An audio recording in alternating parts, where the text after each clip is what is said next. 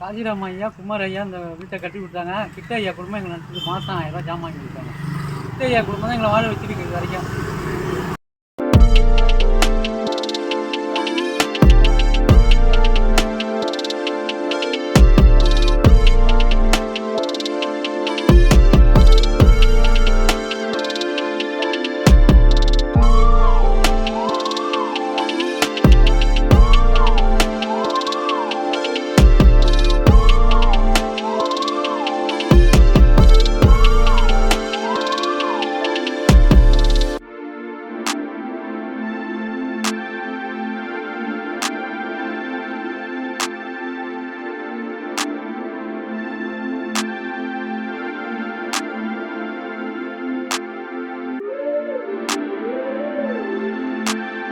கிட்ட ஐயா குடும்பம் தான் எங்களை வாழ வச்சிருக்கு.